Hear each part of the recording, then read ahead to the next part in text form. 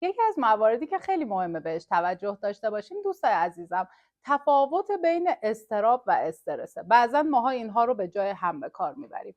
یه کوچولو براتون توضیح بدم که تفاوت اینها چی هست. ببینید، اضطراب همیشه بده، همیشه منفیه، ریشش هم توی ذهن ماست.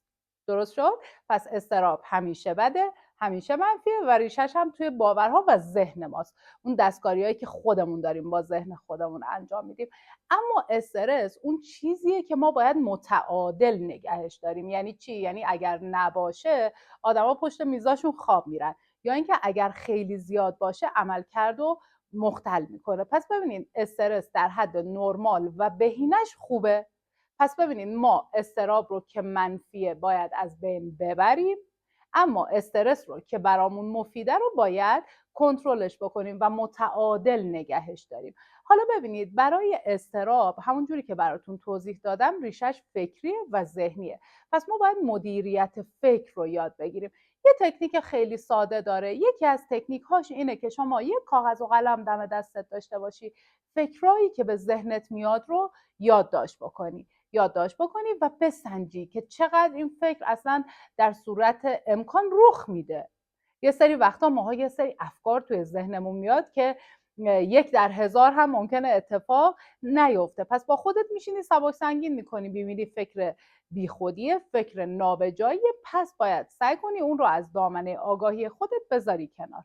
پس در نتیجه وقتی که یادداشت کردی ریشه فکر و ذهن و اون چیزی که اضطراب تو رو بالا میبره رو پیدا کردی، باید سعی کنی یه سری تکنیک ها انجام بدی، یه سری کارها انجام بدی. مثلا مثل اینکه خودت رو سرگرم بکنی، فعالیت های مختلف انجام بدی، روزمرگی های خودت رو نباید از بین ببری. درسته که ما توی شرایط سختی هستیم، اما زندگی جریان داره.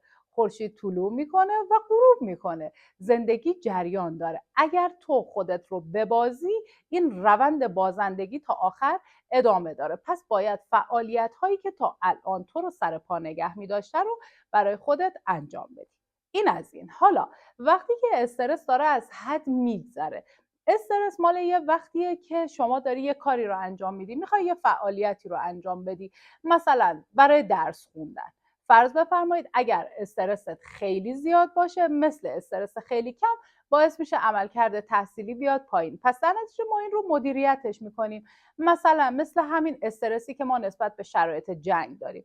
اگر خیلی بی تفاوت باشیم، پس ما هیچ تدابیر امنیتی انجام نمیدیم. اما اگر زیادی هم بخوایم بهش فکر بکنیم، از اون ور بوم افتادیم. پس در نتیجه میایم و یک حد متوسط رو برای خودمون در نظر میگیریم برای قرار گرفتن و برای بودن در حد متوسط. کتاب خوندن بسیار به ما کمک میکنه، ورزش کردن بسیار کمک میکنه، نقاشی کشیدن بسیار کمک میکنه.